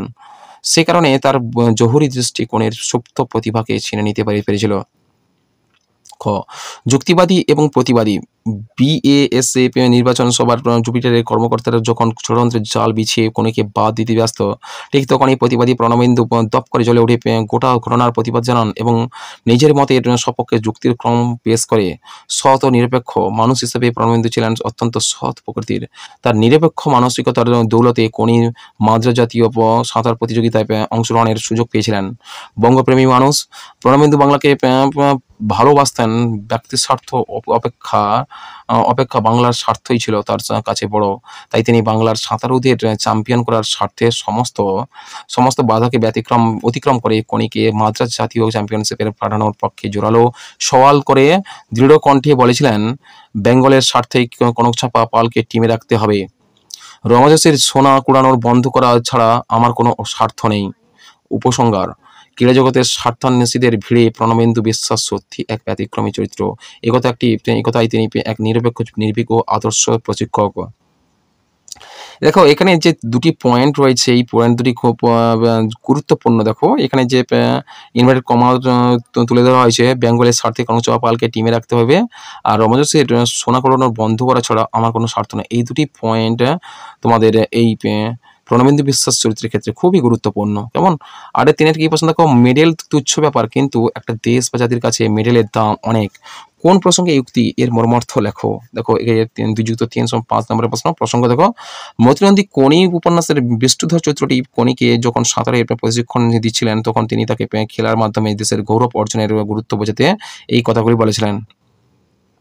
তিনি বলেছিলেন যে ইথিওপিয়ার মতো ছোট এবং গরিব দেশও বিকিলার্স মতো একজন দৌড়বিদের মাধ্যমে বিখ্যাত হয়ে উঠেছিলেন। মর্মার্থ, ব্যক্তিগত বনাম জাতীয় গৌরব। একজন ব্যক্তি হয়তো একটি মেডেল পেতে পারে এবং তার ব্যক্তিগতভাবে সেই মেডেলের মূল্য হয়তো খুব বেশি নয়, কিন্তু যখন সেই মেডেলটি কোনো জাতীয় বা আন্তর্জাতিক প্রতিযোগিতায় অর্জিত হয়, তখন সেটি একটি জাতির প্রতিনিধিত্ব করে। প্রেরণা ও আদর্শ স্থাপন, একটি মেডেল শুধুমাত্র একটি পুরস্কার নয়, এটি একটি জাতীয় গর্বের প্রতীক। এটি দেশের তরুণীদের জন্য একজন আদর্শ বা হিরো হিসেবে কাজ করে এবং তাদের খেলাধুলায় উৎসাহিত করে। জাতীয় পরিচয় ও সম্মান, যখন কোনো দেশের খেলোয়াড় আন্তর্জাতিক মঞ্চে মেডেল পেতে যেতে, তখন সেই দেশ বিশ্ব দরবারের পরিচিতি লাভ করে এবং তার সম্মান বৃদ্ধি পায়। এই উক্তিটি খেলার মাধ্যমে জাতীয়তাবোধ ও দেশপ্রেম গুরুত্ব তুলে ধরে। 9 দেখো চলিত বাংলা রূপান্তর করো। এখানে বলছে man is the maker of this fortunes. We can not prosper in our life if we are effort of labours. Some people things that success in life depends on luck also change remembers without hard work success in never attainable এর বঙ্গানুবাদে দেখো যে মানুষ নিজের ভাগ্যের নির্মাতা, যদি আমরা পরিশ্রম করতে ভয় পাই তাহলে জীবনে উন্নতি করতে পারবো না। অনেকে মনে করেন জীবনের সাফল্য আসে ভাগ্য বা সুযোগের উপর নির্ভর করে, কিন্তু মনে রাখতে হবে কঠোর পরিশ্রম ছাড়া জীবনের সাফল্য কখনো আসে না। 10 থেকে কম বেশি 150টা শব্দের মধ্যে যে কোনো একটি প্রশ্নের উত্তর দাও। মোবাইল ফোন ব্যবহারের ভালো মন্দ নিয়ে দুই বন্ধুর মধ্যে একটি কাল্পনিক সংলাপ। সংলাপটা দেখো, চরিত্র তোমরা বেছে নেবে। এখানে আরিফ ও সুমন্ত দেওয়া রয়েছে, একজন প্রযুক্তিপ্রেমী এবং সোশ্যাল মিডিয়ার সক্রিয় সদস্য। সুমন্ত হলো মোবাইল ব্যবহারের ক্ষেত্রে একটু বেশি সতর্ক এবং বাস্তববাদী। একটি পার্কে বসে আছে দুজন, তাহলে এই ক্ষেত্রে তাদের সংলাপটা দেখো। আরিফ কি বলছে জানিস সুমন্ত, আজকাল মোবাইল ফোন ছাড়া একটা দিনও চলে না। যোগাযোগ রাখা, বিনোদন, পড়াশোনা সবকিছুর জন্য একটা অপরিহার্য হয়ে গেছে। সুমন্ত ঠিক বলেছিস, তবে এর অতিরিক্ত ব্যবহার যে কতটা ক্ষতিকর সেটা অনেকেই বুঝতেই পারে না। দেখেছিস না, রাস্তা দিয়ে হেঁটে যেতেই অনেকে মোবাইলে ব্যস্ত থাকে। এতে যেমন দুর্ঘটনার ঝুঁকি বাড়ে, তেমনি সামাজিক মেলামেশাও কমে যায়। আরিফ কি বলছে, হ্যাঁ সেটা ঠিক, কিন্তু মোবাইলের ভালো দিকগুলো দেখো। আমার ফিন্যান্সিয়াল কাজগুলো এখন মোবাইল থেকেই করতে পারি। তাছাড়া যে কোনো জরুরি তথ্য বা খবর মোবাইলে পেয়ে যাই। বিভিন্ন শিক্ষামূলক অ্যাপস দিয়ে নতুন কিছু শিখতেও পারছি। সুমন্ত কি বলছে দেখো, সেটা অবশ্যই, কিন্তু দেখ আমরা যখন ছোটবেলায় একসাথে খেলতাম, কত গল্প করতাম, আড্ডা দিতাম। এখন দেখি বাচ্চারাও সবসময় মোবাইলে গেম খেলে বা ভিডিও দেখে। এতে তাদের সৃজনশীলতা নষ্ট হচ্ছে এবং মানসিক স্বাস্থ্যেরও ক্ষতি হচ্ছে। দেখো তোমাদের কথোপকথনগুলো অত বড় না দিলেও চলবে, 1-2 লাইনের মধ্যে দিতে হবে, যেহেতু 5 নম্বরের প্রশ্ন রয়েছে। আরিফ কি বলছে, এটা সত্যি সোশ্যাল মিডিয়া আসক্তি বা সাইবার বুলেটিং এর মতো নেতিবাচক দিকগুলো আছে, কিন্তু এগুলো তো ব্যক্তিগত ব্যবহারের উপর নির্ভর করে। আমরা যদি একটু সচেতন হই তাহলে এই সমস্যাগুলো এড়ানো সম্ভব। সুমন্ত কি বলছে দেখো, সুমন্ত বলছে কিন্তু সচেতনতা তো সবাই দেখায় না, সবাই নিজের মতো করে মোবাইলের মগ্ন থাকে। আমি দেখি রাতেও অনেকেই মোবাইলের ব্যবহার করে, এতে ঘুমের ব্যাঘাত ঘটে, শরীরের উপর এর প্রভাব পড়ে। আর কি বলছে, আমার মনে হয় মোবাইল যে ফোন একটি শক্তিশালী হাতিয়ার, এটা সঠিকভাবে ব্যবহার করলে যেমন অনেক সুবিধা পাওয়া যায়, তেমনি অপব্যবহার করলে ক্ষতিও হয়। তাই আমাদের ভারসাম্য বজায় রাখা উচিত। সুমন্ত কি বলছে, সুমন্ত বলছে একদম ঠিক বলেছিস, প্রয়োজন অনুযায়ী ব্যবহার করাটাই আসল।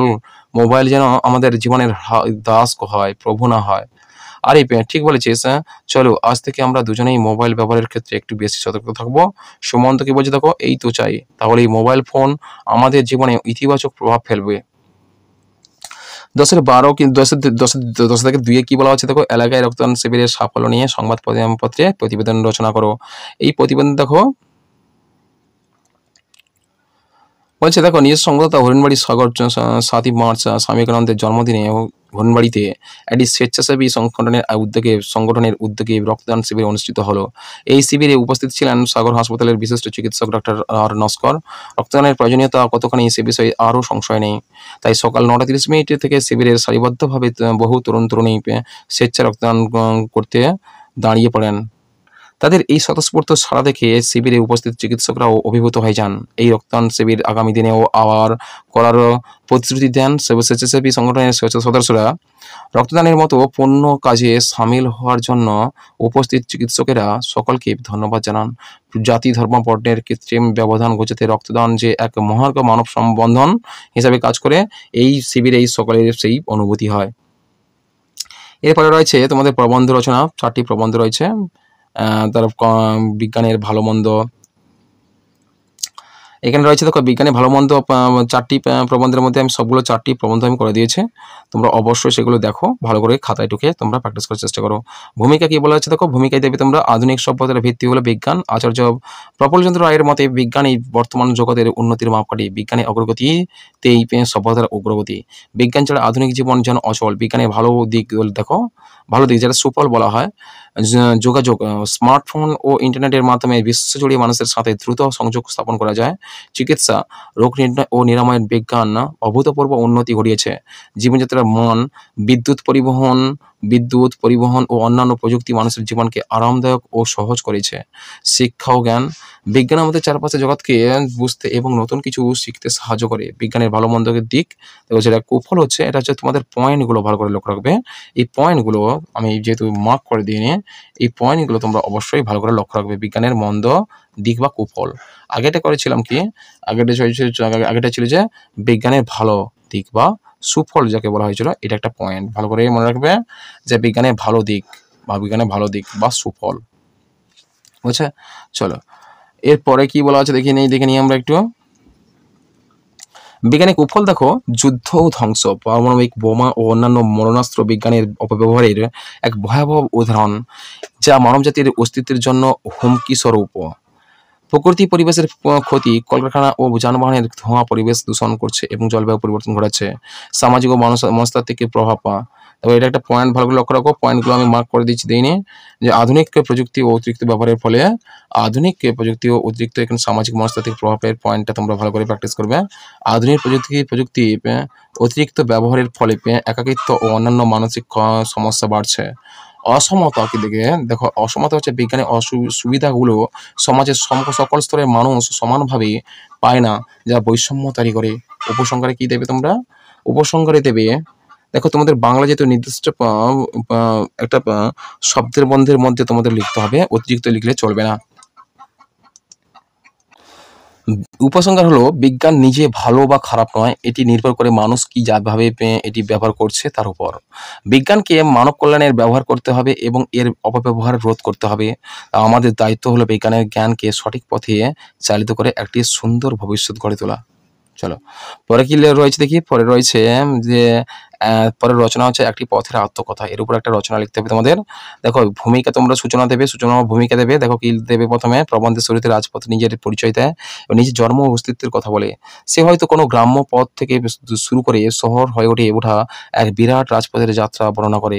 জীবনের সাক্ষী হিসেবে তোমরা কি দেবে? দেখো ওই পয়েন্টটা, রাজপথের উপর দিয়ে বয়ে যায় মানুষের জীবনধারা। সে দেখে শিশুর প্রথম হাঁটা, যৌবনের প্রেম এবং বার্ধক্যের একাকিত্ব। সে দেখে হাজারো মানুষের আসা যাওয়া, তাদের আনন্দ, শোক, হাসি ও কান্না যা তার বুকে জমা হতে থাকে। পরিবর্তনের সাক্ষী দেখো, রাজপথ সময়ের সাথে সাথে নিজেকে পরিবর্তন করে। হয়তো এক সময় সে মাটির ছিল, পরে ইট পাথরে বা পিচের ঢাকা পড়ে। তার দুপাশে শহরও বদলায়, আকাশচুম্বী দালান উঠে পুরনো বাড়ি ভেঙে যায়, নতুন বাড়ি হয়, সবকিছুই সাক্ষী থাকে সে। প্রকৃতির প্রতিচ্ছবি দেখো, এই পয়েন্টটাতে তোমরা দেবে, সে দেখে প্রকৃতির রূপ, ভোরবেলার কুয়াশা, দুপুরের প্রখর রোদ, সন্ধ্যার নরম আলো এবং রাতের আঁধার, সবকিছু সে নিজের উপর গ্রহণ করে। ঝড় বৃষ্টি, রোদের তেজ সবকিছু সহ্য করে সে এগিয়ে চলে। তারপর পয়েন্টটা দেবে, দেখো একাকিত্ব মানুষের সঙ্গ হিসেবে পয়েন্টটা দেবে। দেখো পয়েন্টটা কি আছে, রাজপথের একাকিত্ব থাকে বিশেষ করে যখন রাতে বা ভোরের প্রথম আলো ফোটার আগে সে একা থাকে, কিন্তু যখন মানুষ তার উপর দিয়ে হেঁটে যায় বা গাড়ি নিয়ে ছুটে চলে, তখন সে আর একা থাকতে পারে না। তার উপর মানুষের জীবনের স্পন্দন চলতে থাকে। উপসংহারে দেবে তোমরা পরিশেষে, উপসংহারে দেবে যে সবশেষে রাজপথ নিজের জীবনের মানে খুঁজে পায়। মানুষকে পথ দেখানোতেই তার সার্থকতা। সে নিরন্তরভাবে জীবনচক্রের অংশ হয়ে থাকে, মানুষকে তার গন্তব্যের পৌঁছে দেওয়ার মাধ্যমে। তারপরে হচ্ছে 11-3 দেখো বাংলার কুটির শিল্প। দেখো এখানে দেবে তোমরা ভূমিকা দেবে, বাংলাদেশের সাংস্কৃতিক ঐতিহ্য, বাঙালির গৌরব, বাউলের গানে মেয়েদের ব্রতকথায়, ভাদু টুসুর পরবে আরো অজস্রভাবে এই যে ঐতিহ্য গড়ে উঠেছে, তার সঙ্গে যুক্ত রয়েছে ঢাকাই মসলিন, বাঁকুড়ার টেরাকোটা, মেদিনীপুরের মাদুর কিংবা বিষ্ণুপুরের মাটির পুতুল। সংস্কৃতি যদি সংস্কৃতি যদি হয় জাতির প্রাণময়তা, জাতি এখানে বর্গচ আকার জাতি হবে। সংস্কৃতি সংস্কৃতি যদি দেখো এখানে যদি হবে, সংস্কৃতি যদি হবে যদি হয় জাতির প্রাণময়তার উৎস, তাহলে সেই শিকড়ের সন্ধানে বাংলার কুটির শিল্পের কাছে আমাদের যেতেই হবে। যে তারপর পয়েন্টে যে তোমার দেবে কুটির শিল্প কাকে বলে। দেখো একজন কারিগর নিজে পরিবারের লোকজন ও মুষ্টিমেয় দুই একজনকে নিয়ে যদি কোনো শিল্পদ্রব্য উৎপাদন করেন তাকে কুটির শিল্প বলা হয়। কুটির শিল্প সম্পূর্ণ গৃহকেন্দ্রিক গ্রামকেন্দ্রিক সভ্যতা যেমন ছিল কৃষিভিত্তিক, ঠিক তেমনই ছিল কুটির শিল্প নির্ভরও। এই শিল্পকে কেন্দ্র করেই সমাজের বিভিন্ন পেশাজীবী গোষ্ঠীর উদ্ভব ঘটেছিল, যেমন তাঁতি, কুমোর, কামার, শাঁখারি ইত্যাদি। অনেক সময়ই দেখা যেত এক একটি এলাকা একটি বিশেষ দ্রব্য উৎপাদনের খ্যাতি অর্জন করেছে। এই এলাকার অধিকাংশ পরিবারই যুক্ত থেকেছে সেই বিশেষ শিল্পের সঙ্গে, শিল্পীদের দক্ষতা উৎপন্ন দ্রব্যকে পৌঁছে দিয়েছে উৎকর্ষ শিখরে। তৈরি হয়েছে কুটির শিল্পের ঐতিহ্য। বাংলার কুটির শিল্পের ঐতিহ্য। বাংলার কুটির শিল্পের কথা বলতে গেলেই প্রথমে বলতে হয় বিষ্ণুপুরের টেরাকোটা শিল্পের কথা। বাঁকুড়ার মাটির ঘোড়া পৃথিবীর জুড়ে প্রসিদ্ধি পেয়েছে। মহারাজা কৃষ্ণচন্দ্রের পৃষ্ঠপোষকতায় কৃষ্ণনগরের মৃৎশিল্প প্রসার লাভ করেছিল। তা দেখো শুধু মাটি পুতুল নয়, পণ্ডিত সভা, চড়ক উৎসব ইত্যাদি সামাজিক বিষয়কে মৃৎশিল্পের মাধ্যমে তুলে ধরা হয়েছে। বাঁকুড়া, পুরুলিয়া, মেদিনীপুর ইত্যাদি অঞ্চলের ডোকরা শিল্প গড়ে উঠেছে। ধাতু দিয়ে মূর্তি, অলঙ্কার ইত্যাদি তৈরি হলেই তাকে বলে ডোকরা শিল্প। দেবদেবীর মূর্তি থেকে অলঙ্কার, ডোকরার সব তৈরি হয়। শান্তিনিকেতনে গড়ে ওঠে চর্মশিল্পের নিজস্ব ঘরানা। মেদিনীপুরের মাদুর শিল্পের খ্যাতিও জগৎ বিখ্যাত। চতুর্থ খ্রিস্টপূর্বাব্দের লেখা কৌটিল্যের অর্থশাস্ত্রের উল্লেখ আছে ঢাকাই মসলিনের। রোম, গ্রিস, মিশর, ইংল্যান্ডের এর খ্যাতি ছড়িয়ে পড়েছিল। মুঘল আমলে এই মসলিন রাজকীয় পৃষ্ঠপোষকতায় পায়। মসলিনের শ্রেষ্ঠ রূপ মখমল খাস, যেখানে একটা গোটা শাড়ি আংটির ভিতর দিয়ে চলাচল করতে পারে। আংটি কারিগরের প্রতিভার বিস্ময়কর সৃষ্টি ছিল এই মসলিন। এছাড়াও ফুলিয়া এবং শান্তিপুরের তাঁত, বিষ্ণুপুরের বালুচরী ইত্যাদিতে কেন্দ্র করে বাংলার কুটির শিল্পের ঐতিহ্য বহুদূর বিস্তৃতি লাভ করেছে। কুটির শিল্পের বর্তমান অবস্থা। বৃহৎ শিল্পের সঙ্গে পাল্লা দিতে না পেরে বাংলার কুটির শিল্পের স্বর্ণযুগ এখন অস্তমিত। ইংরেজের চক্রান্তে বাংলার তাঁত শিল্পের যে সর্বনাশ ঘটেছিল, কৃত্রিম তন্তু থেকে তৈরি শাড়ি আমদানির মধ্য দিয়ে, সেই সংকট থেকে তাঁত বা মসলিন ছিল বেরোনোর পথ পায়নি। একদিকে বাজার ছোট হয়ে যাওয়ায় অন্যদিকে শিক্ষিত ও নতুন প্রজন্মের কারিগরি পেশা থেকে মুখ ফিরিয়ে নেওয়া সংকটের মূল কারণ। এর সঙ্গে কাঁচামালের দাম বৃদ্ধি ইত্যাদি তো আছেই। বিদেশের বাজারে চাহিদা থাকলেও বাংলার কুটির শিল্প তাই আজ সংকটে। উপসংহারে তোমরা দেবে দেখো, উপসংহার সরকারি স্তরে কুটির শিল্প পুনর্জীবনের জন্য সঠিক পরিকল্পনা গ্রহণ, কাঁচামালের ভর্তুকির ব্যবস্থা করা, শিল্পীর উৎপাদিত পণ্য সরকারি সাহায্যের বাজারজাত করা, নতুন প্রজন্মের কাছে তাকে আকর্ষণীয় করে তোলা, এসবের মধ্য দিয়ে কুটির শিল্পের হিত গৌরব বা গরিমা ফিরিয়ে আনতে হবে। বাংলার সংস্কৃতির এই গৌরবোজ্জ্বল দিকটিকে উপেক্ষার অর্থ নিজের শিকড় থেকে বিচ্ছিন্ন হয়ে যাওয়া। এর পরের একটা রচনা রয়েছে দেখো, চন্দ্রযান অভিযান 2023 সম্পর্কে। তোমার যে চন্দ্রযান 3 যেটা রয়েছে সেটা হচ্ছে দেখো, 2023 সালে চন্দ্রযান অভিযান ছিল ভারতের জন্য এক ঐতিহাসিক অর্জন, যা চাঁদের দক্ষিণ মেরুতে সফলভাবে অবতরণ করেন। ভারতের মহাকাশ গবেষণা সংস্থা ইসরো এই চন্দ্রযান 3 মিশনটি চাঁদের পৃষ্ঠে নিরাপদভাবে অবতরণ করে রোভারকে চলাচলের সুযোগ করে দেয় এবং বৈজ্ঞানিক পরীক্ষা নিরীক্ষা সম্পন্ন করে। তাই মিশনের মাধ্যমে ভারত চাঁদের দক্ষিণ মেরুতে সফট ল্যান্ডিং করা প্রথম দেশ এবং চাঁদের সফলভাবে অবতরণকারী চতুর্থ দেশ হিসাবে ইতিহাস সৃষ্টি করে। এই পয়েন্টটা দেখো, পয়েন্টটা হচ্ছে প্রথমে ভূমিকা বা সূচনা দিলে, তারপরে হচ্ছে পয়েন্টে 2 নম্বর পয়েন্ট কি বলছে, চন্দ্রযান 3 অভিযানের মূল লক্ষ্য উদ্দেশ্য। এই পয়েন্টে তোমরা দেখবে চন্দ্রপৃষ্ঠের নিরাপদ অবতরণ অভিযানের মূল উদ্দেশ্য ছিল চন্দ্রযান 3 এর ল্যান্ডার বিক্রমকে চাঁদের পৃষ্ঠে নিরাপদে নামানো।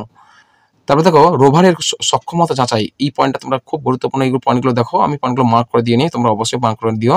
এই পয়েন্টগুলো দেখো, এই যে রয়েছে রোভারের সক্ষমতা যাচাই, রোভার প্রজ্ঞান এর চাঁদের পৃষ্ঠে ঘুরে বেড়ানোর ক্ষমতা যাচাই করা এবং বৈজ্ঞানিক তথ্য সংগ্রহ করা কিন্তু ছিল একটি গুরুত্বপূর্ণ লক্ষ্য। তারপর পয়েন্ট দেবে বৈজ্ঞানিক পরীক্ষা নিরীক্ষা। দেখো চাঁদের পরিবেশে তাপমাত্রা এবং অন্যান্য বৈজ্ঞানিক বিষয় নিয়ে পরীক্ষা নিরীক্ষা করা যায়।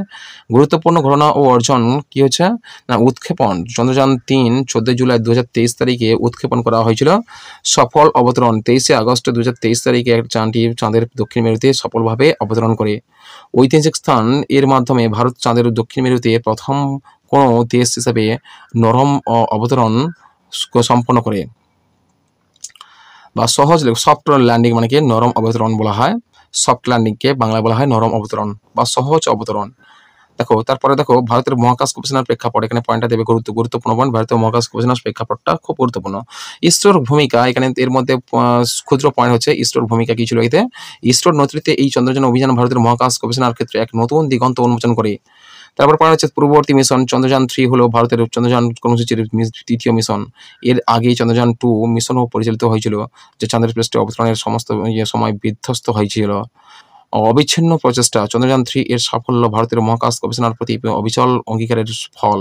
এই অভিযানের সাফল্য বিশ্বজুড়ে ভারতের বৈজ্ঞানিক কিছু সক্ষমতার পরিচয় দিয়েছে এবং আগামী প্রজন্মের মহাকাশ গবেষণার জন্য এক নতুন অনুপ্রেরণা তৈরি করেছে। এইগুলো তোমাদের মাধ্যমিক, তোমাদের 2026 মাধ্যমিকের বাংলার রায়মানি প্রশ্নবিচিত্রারা মডেল নম্বর 1 অর্থাৎ 1 নম্বর মডেল স্কুলটা সম্পূর্ণ সমাধান করেছে। আর এই মডেল প্রশ্নের আলোচনার মধ্যে যেহেতু আমি সম্পূর্ণ আলোচনা করে দিইনি, যেহেতু অনেক বড় প্রশ্ন না, সম্পূর্ণ সমস্ত প্রশ্নের আমি সমাধান করে দিয়েছি, সুতরাং এর জন্য আমি তোমাদের জন্য ডিসকাস বা আলোচনা করতে পারিনি। সুতরাং তোমরা কি করবে, অবশ্যই তোমরা বোঝার চেষ্টা করবে। যদি কোনো কোথাও যদি বুঝতে অসুবিধা হয় তোমরা অবশ্যই আমাকে কমেন্ট করো, আমি সেই সমস্ত প্রশ্নের সমাধানটা পুনরায় না হয় আমি বুঝে দেওয়ার চেষ্টা করবো কোনো একটা লাইভ ক্লাসে, কেমন? তো আজকে এই পর্যন্ত দেখা হবে তোমাদের সঙ্গে 2026 যারা মাধ্যমিক পরীক্ষার্থী হয়ে আছো তাদের জন্য সমস্ত মডেল স্কুলগুলো আমি করে দেওয়ার চেষ্টা করবো। চলো আজকে এই পর্যন্ত, তোমাদের সঙ্গে দেখা হবে পরের কোনো এক ক্লাসে।